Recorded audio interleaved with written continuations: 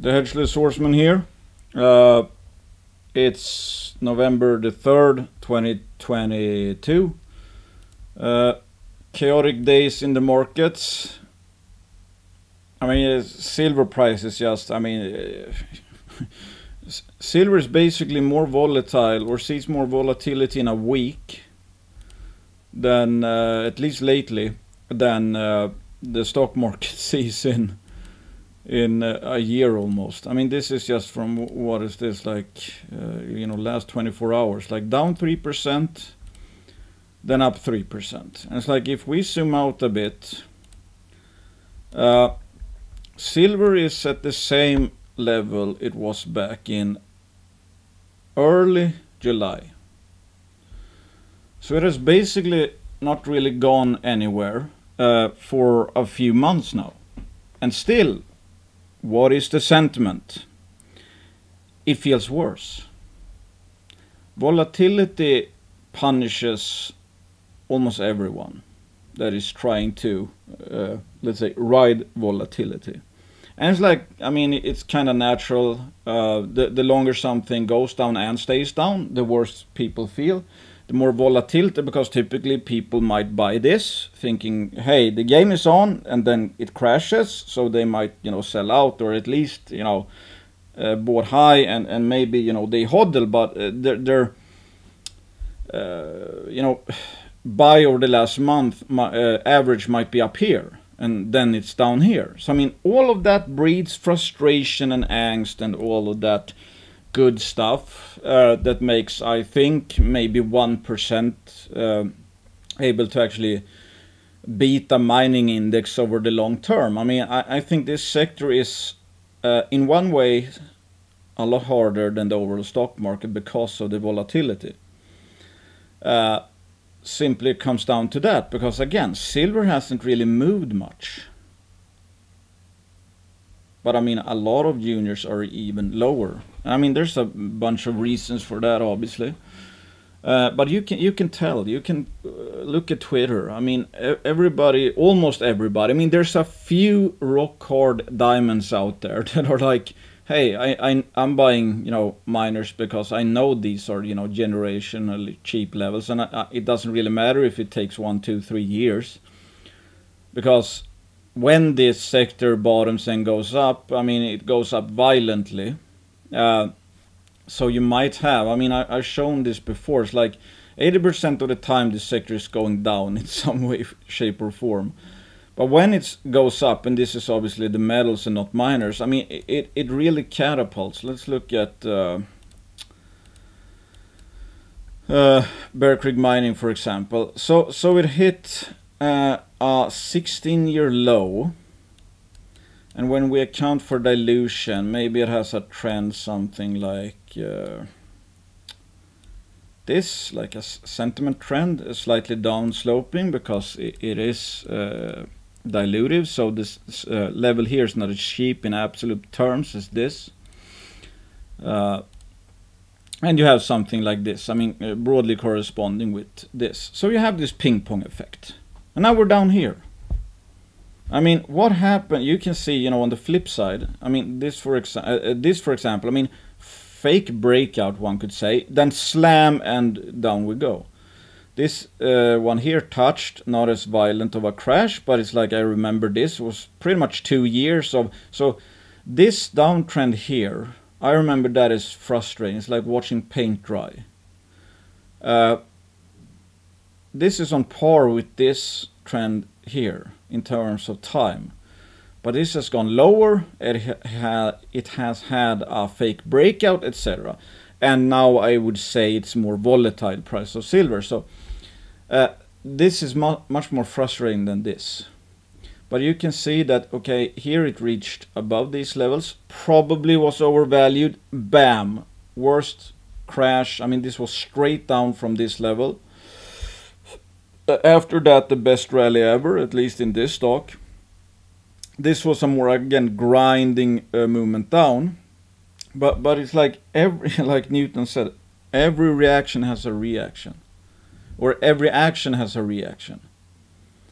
So you can probably guess what I think is going to happen. You know, how I don't think this will be a steady stair higher once this gets rolling, because we can look at typically how these rallies take form. I mean, yes, this was actually kind of choppy, but it's like rose from the bottom. It's like 134% in, yeah, let's say 2-3 months. Okay, more than double your money, and then it went, you know, to 1,800% in the next 2-3 years. How long would you be willing to wait for such a return? How long would you be willing to wait just to get back to let's see here, assuming Bear Creek Mining is actually around. So let's say that is like, you know, 700%. If you're down 50% right now in your overall portfolio, you could still wait. I mean, obviously it takes 100% to go back to even. You should be prepared to wait easily over 5 years. Easily. And that still would be market beating returns. If you're down 60%, probably 5 years as well would be worth it. So this is like, I know that's not what people want to hear, but that's how markets work. And we can only, I mean, nobody else cares about the longer term, etc. I mean, everybody's caring about, oh, what is the dollar doing? What is the paper price of metals doing? Where are the rates going? Is Fed gonna pivot or not? It's like there are companies out there, you probably know a few, I own a few. I mean, they're actually up 100 to 200% over the last 2 years. So that creates a really good cushion for the rest of the portfolio. And I have some stocks that are down 90%, 95%. Typically they have been relatively small position because I own a lot of companies, but my top 10 probably makes up 70 or 80% of my portfolio. And they necessarily didn't start out that way. It's just that, okay, you buy into a good looking store like Goliath Resources. Okay, that looked super cheap. Took a, you know, decent position. I don't remember, maybe 4%, whatever. That's up a lot. Why? Because that story has gotten better. So I have way bigger of a position in Goliath than I had when I started buying it. Because I think the story now, when you look at what they have relative to the price, I think it's probably, you know, well, it was even better when it was even lower just a few weeks ago. But other than that, that is one, in my opinion, one of the best risk-reward plays out there. Not that there's any guarantees, but I find it increasingly unlikely that they will not find something that is worth something. And I think there's a pretty good shot that they might find something or have found something that might be worth a lot. Like at the end of the day, $1 billion plus. That's, you know, fully diluted, that might be a, you know, 7-bagger, 8-bagger. So assuming that if I just hold Goliath and that one alone, since I bought it in for, let's say, bought in for 4% of my portfolio, if that stock alone does what I think it might do, and I actually held all the shares, that one would probably multi-bag my entire portfolio over that span of time. One story. Think about that. It's like, you know, I keep mentioning, you know, some of the higher conviction plays, and then we have, it's like Headwater Gold. Okay, it's not a massive position. It's very hard to buy that stock actually. That was just ridiculously cheap. Then Newcrest got into it, and now it's up from the lows. I think it's up 200%. Did I know that was going to happen? No. Was it obviously cheap? Yes. And on that point, even if you knew, because everybody out there is trying to guess where gold and silver is going to go in the short-term paper price. That's what all people do all the time. It's like, okay, how do you get an edge in this market? Focusing on what others are not focusing on. Distractions. And just do the complete opposite. People are impatient today. that is going to show up in the price of securities. Let's be patient. If they're buying or selling what they think is going to happen in the short term, right now everybody's guessing that everything is going to go down. I'm guessing that they will be up in 2 years. So I'm buying instead of selling because I think they might go lower. Everybody's looking at the Fed. Everybody's looking at what the markets are doing right now.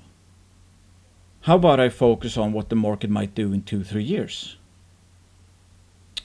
They again, it's like if I sold some of these companies, I mean, even the HODL portfolios, I think the worst one that I like, I manage it, but it's mostly, I don't do much trading because I can't, do a lot of even value trading across, multiple portfolios all the time. The worst one, I think, is down 28% right now for this year. And I think one is up 8%. I think one is up 2% or whatever. So, I mean, I'm already beating the market handedly just from stock picking and hodling, basically. Because the stalwarts have been like high conviction, typically high conviction plays. And in some cases, it's like, it doesn't matter. Even if, let's say Goliath is up 50% over the last 6 months or so. Let's say 40%.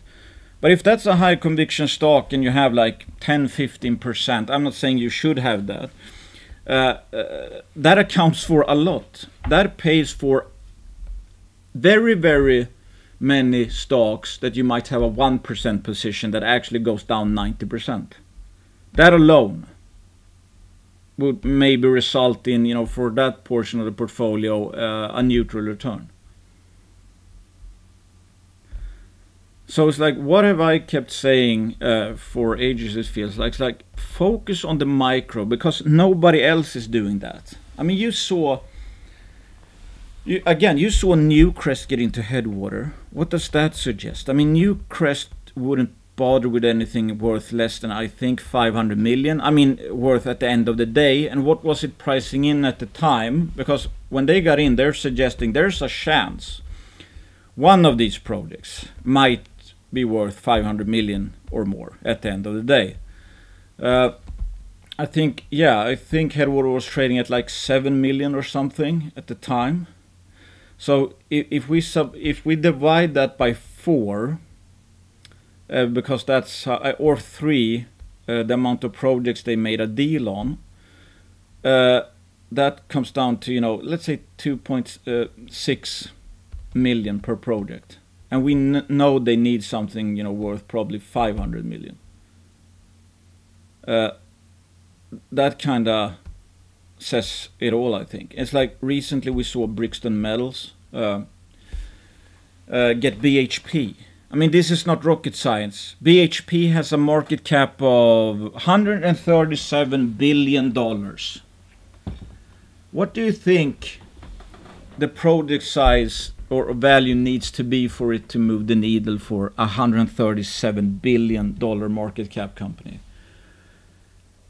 1 billion is 137th. It's 137th. I don't think that moves the needle for them. So let's say at least 2 billion. And I don't know after this raise what the market cap will be for Brixton. Let's say, what can it be? 70 million perhaps. Then you subtract, let's say, the value of their Trapper Gold system, and I don't exactly know how much BHP factored in their other projects like metal or whatever, but we know kind of for sure that they're not interested in gold. Because, I mean, not many gold projects out there are going to be worth 2 billion, for example. So let's say it's the copper alone. But the value of their Trapper Gold project may be at least 15 million. I mean, I think it's really higher than that. But anyway, let's stick with, 15. So then we're down to 55 million.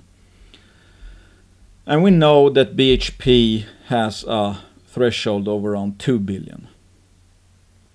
Would you say Brixton is expensive right now? What's 55 divided by 2 billion or 2000? 2.75%.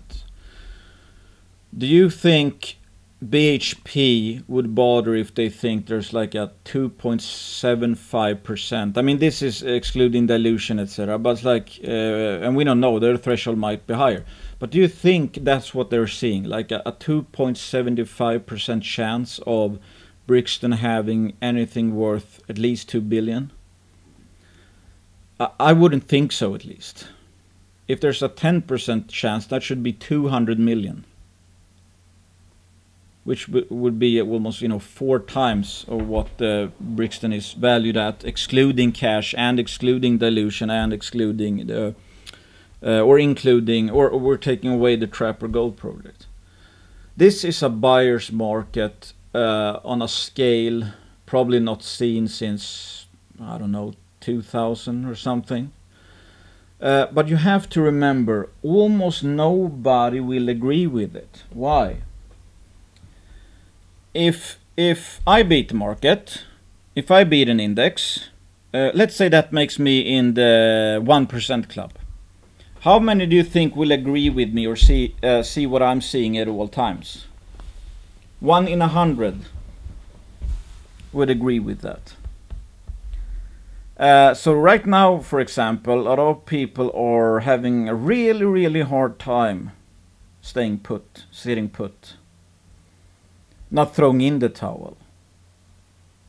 There's like, I don't know, maybe a few actually who are like, yeah, buying, because I mean, if you look at it really, if this is the, let's say, fair value trend or something. I mean, I've shown this before, that I don't remember exactly what level, but it's like if you bought anywhere around this level, within 2 years on average, you would be up 100% in Bear Creek mining. And from these levels, obviously that would be, multiples higher. But let's say this is the fair value trend.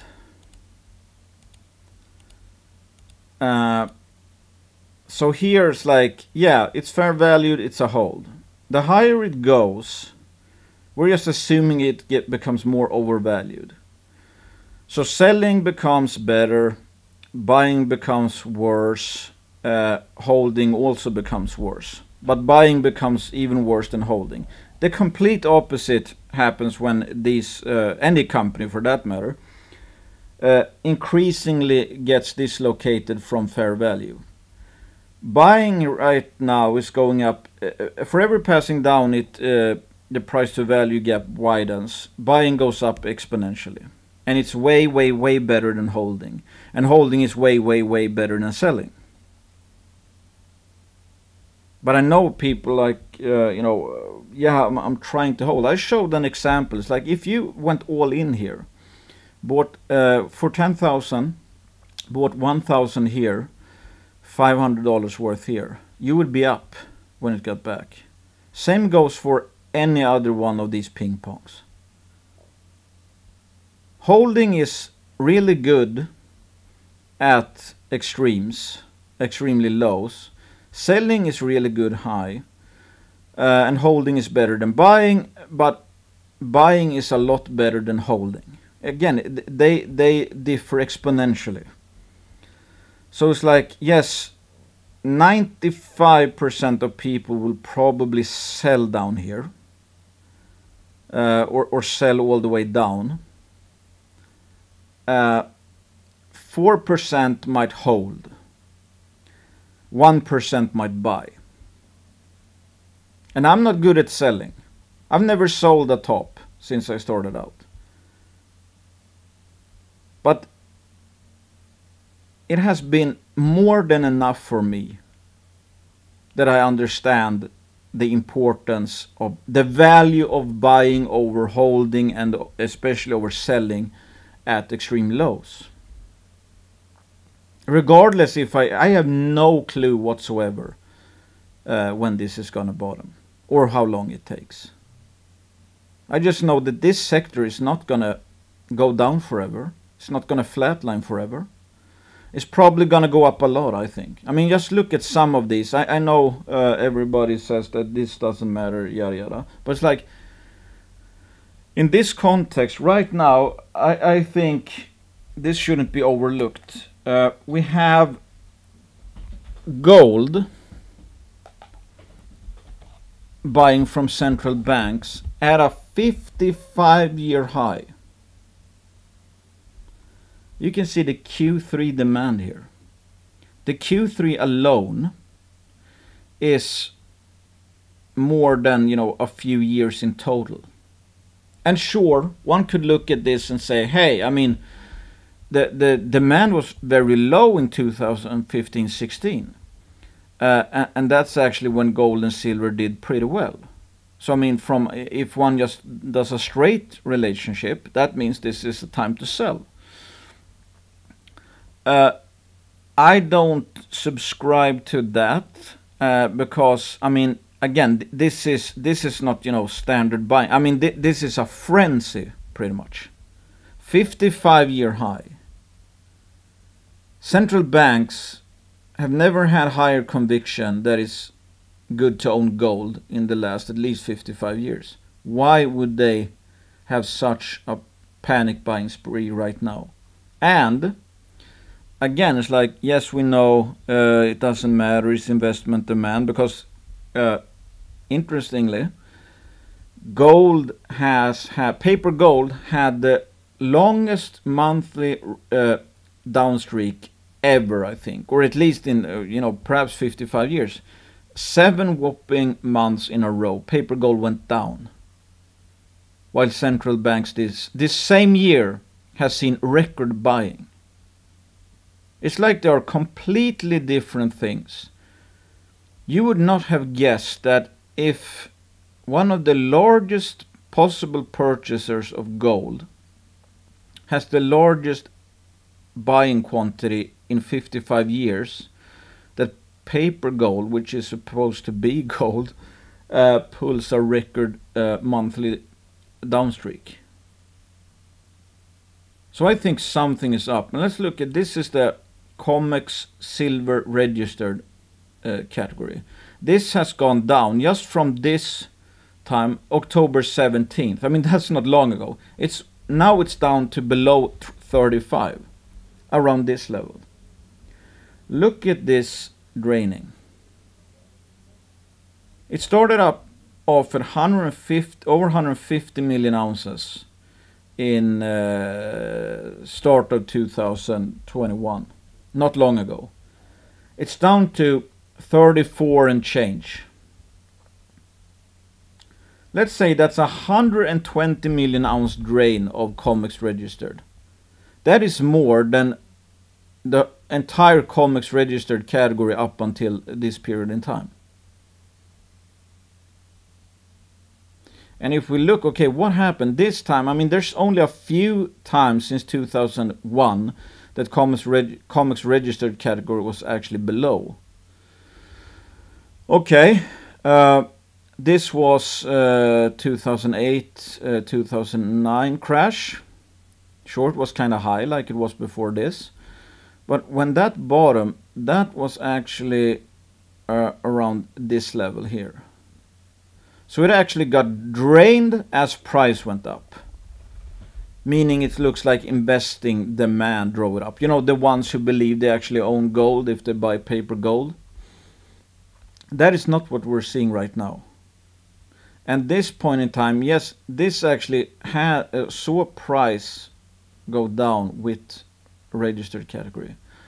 Okay, so this is pretty much the last time, the most recent time that COMEX registered went down to this level and below. And that kind of coincided with a price decline that we're seeing now. What happened after that? That was going into the 2015-16 major bottom in PMs and miners.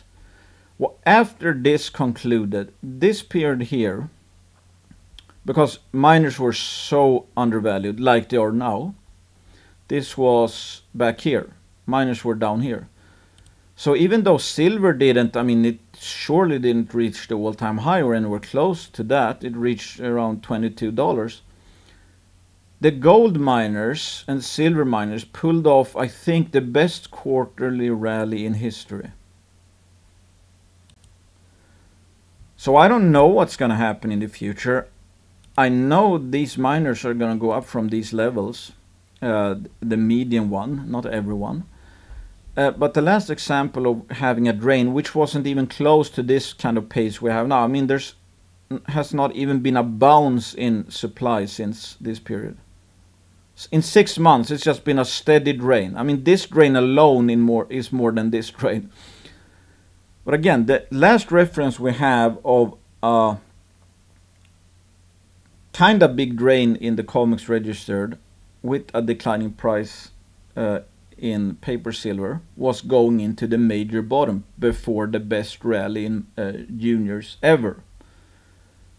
And I know people say this doesn't matter, yada yada, because again, it's like we're seeing record buying of gold and we're still having a record downstreak in paper gold. So it's like smoke and mirrors.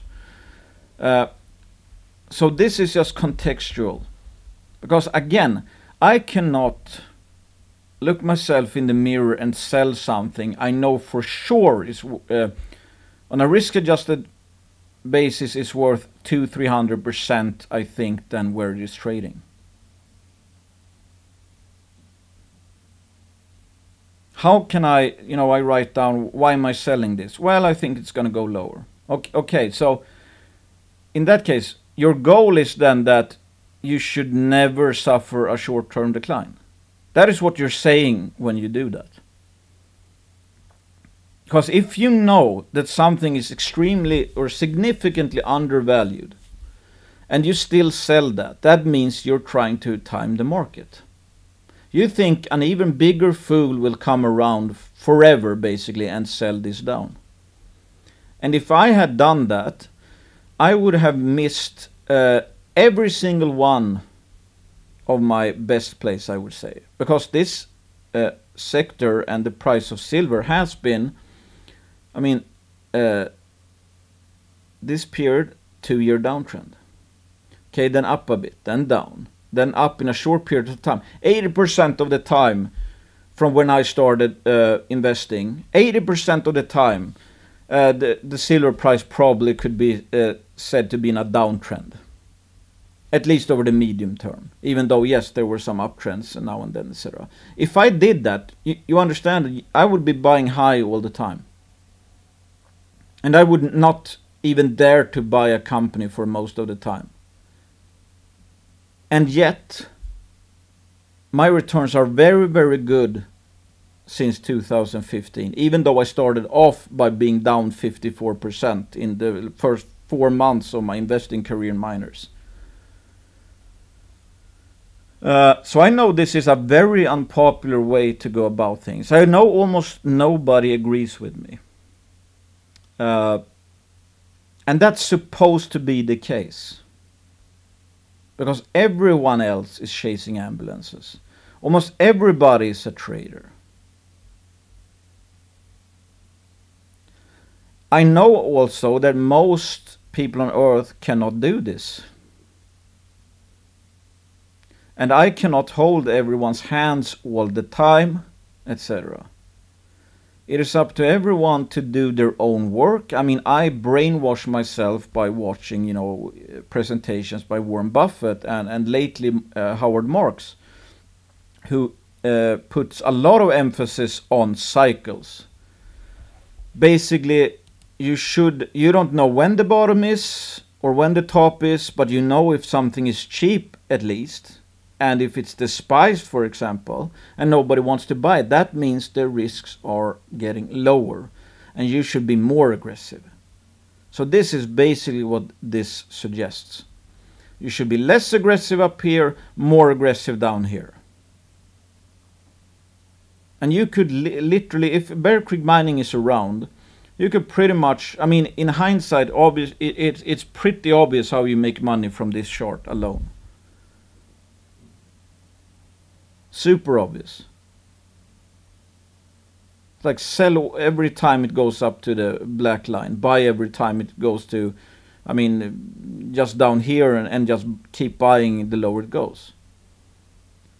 A monkey could beat this market if they just understood the importance of this chart.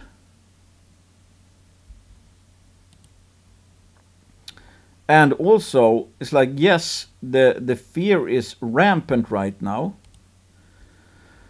But how bad has actually gold performed? Paper gold. Look at how many attempts to break this level there has been. And then when it finally did, it jumped up. And then down, etc. This was not a flush. In 2000...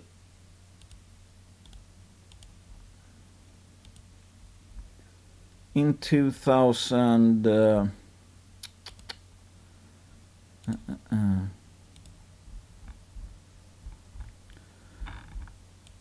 This is what happened in 2013. Okay, bounce, bounce, bounce, kind of like this pattern here. Okay, you have, you know, multi or at least multi-month support. Then it broke, then slam, I don't know, 20% down or something like that. What has happened now? When we have, again, the highest buying from central banks in 55 years. It basically just went down a bit before already jumping. And already it seems to have, you know, even though it broke down this major support, it didn't go down a lot. It went down 3%, 3.33%. And now it's even having trouble going down farther than that. And you can look at the GDX. Again, I'm not saying this is a bottom or anything like that.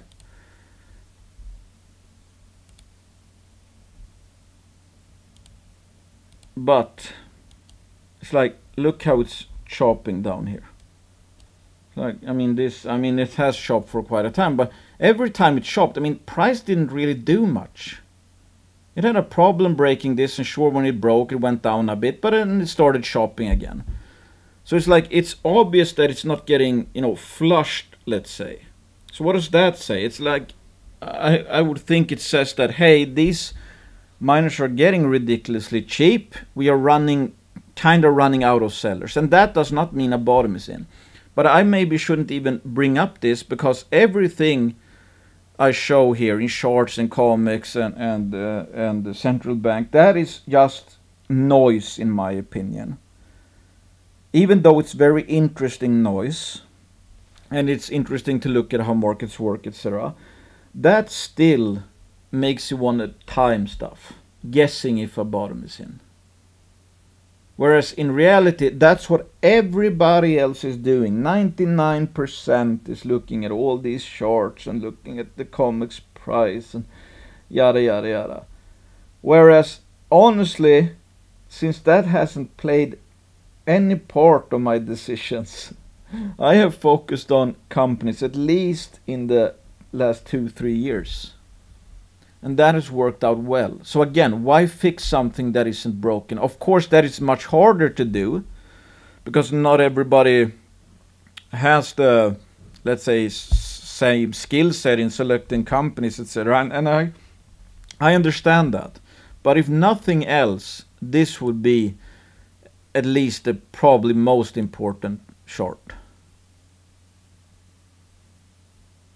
That the markets is all about trend following. And that no trend lasts forever. And it ping pongs. And when there's few sellers left, it doesn't take much for it doesn't take a lot of buying to see them higher. And one of these days, after they have gone higher a bit, a trend is going to start forming. And that is what people love. So they'll start buying. And the stronger the trend is, the more are willing to buy. And at the tops, every one of your neighbors will want to own gold miners? When they have the comfort of seeing how good this sector has been, while it's getting increasingly bad from a risk-reward perspective. And now your neighbor is not at all interested in buying miners. Why should he? He's seeing the past history. But past history is absolutely worthless because we're not investing backwards.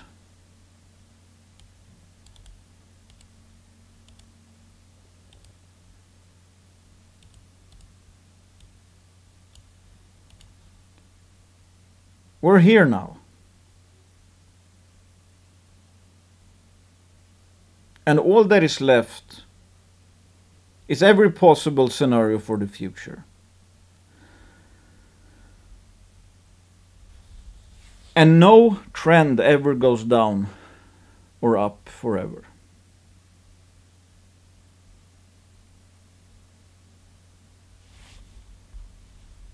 That is all we need to focus about, because investing at all times is about the future. At this point, great past, bad future. At this point, great past, bad future. And everybody's in such a rush to see the miners go higher.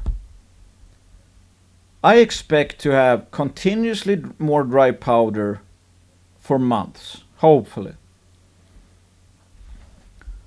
Would I complain if miners stay down here? Even the best stories out there that you know, it's like, yes, these are tier 2, tier 3 projects.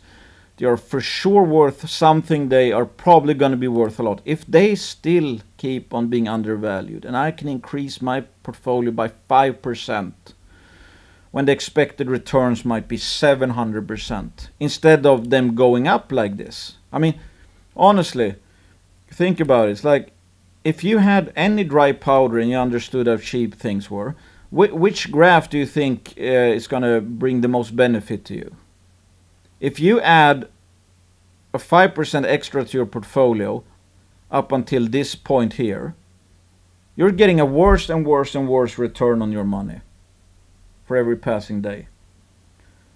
Down here you would have great returns, future expected great returns on your money. And your portfolio is going to be worth considerably more, actually. Just from adding 5% down here, than increasingly buying more expensive. Even though this is going to feel good to a lot of people. They can't wait to see these juniors head higher. They can't wait to look right. Because their goal, everybody's goal is to always make money. And not make the most amount of money over the long term.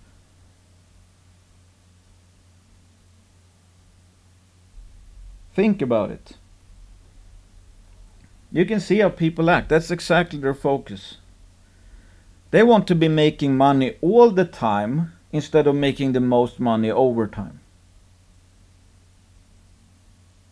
And that is why a volatile sector is probably the worst sector for people to handle, or hardest to handle. When at the same time, if you figure it out and you stay just completely rational, emotionless, full of common sense, you will make more in a volatile sector, way more in a volatile sector than a steady as you go, ever increasing bull market. I mean, there's almost no way I'm making any mistake when I'm buying something down here. Almost no way. It's getting almost impossible as long as it's, a decent company. Sure, I might lose money on some, or many perhaps, but that is not a mistake. Because you can't say that only you have no idea what's going to happen in the future. We're just doing risk reward. Again, if you play aces 10 times in a row, you can lose 10 times in a row. Still, that wasn't 10 mistakes in a row. That was 10 good decisions in a row. It's just that the outcome was unfavorable.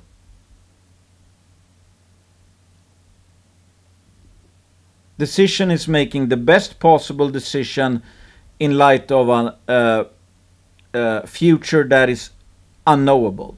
So all we can do is make sure that, hey, okay, what is my risk here? What's gonna happen if this goes south? How much am I gonna make if it goes well? What are the chances of it going well? What are the chances of it going south? At a time when the valuations are absolutely crazy. I mean, you've heard this from me 100,000 times before. But it's, that it doesn't get much more common sense than this. I mean, Howard Marks, his books, they're all about common sense. Because most people do not have common sense when it comes to markets. Everybody hates buying something that gets cheaper. I mean, think about it. If you're selling down here, it's like, one could say it's like, yeah, this has become too cheap for me to own. It's just incredible how extremely dumb we are when it comes to investing. Because we don't trust ourselves, we trust Mr. Market, we hear that the market is always efficient, the market knows something, market is always right. I mean, with that kind of attitude, go ahead. I assume the market is always wrong. I think it's dead wrong right now. It was wrong at this point in time, this point in time, this point in time, this point in time. Why? Because the risk reward was unfavorable. It got increasingly unfavorable, at least. And I'm not just judging that because what happened afterwards. Because I remember this point in time. I mean, I sold First Majestic after it popped, 80%. It went up 300% more and was pricing in a silver price that was way above where the silver was. So I was taking on speculative risk. Meaning that my buy would be good as long as there's like 100% chance that silver goes to 30 or something like that. So that is gambling.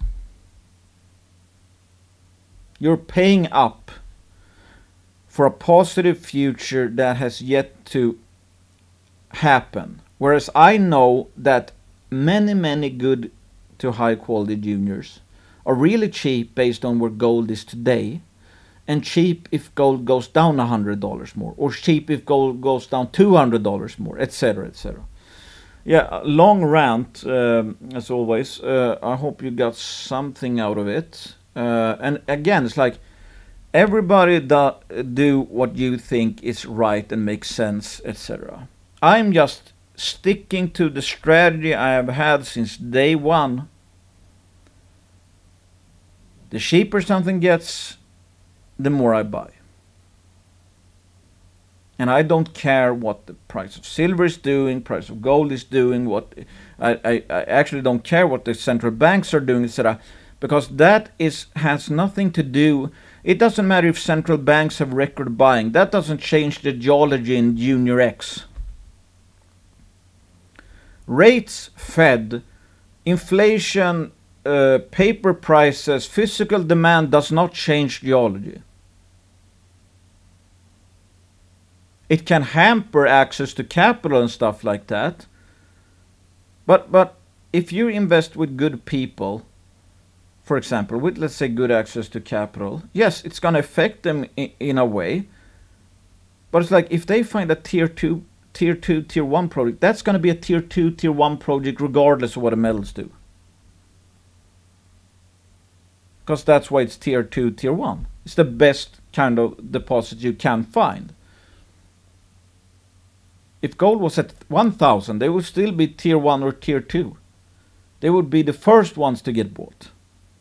They would have the highest likelihood of actually becoming a good mine, etc.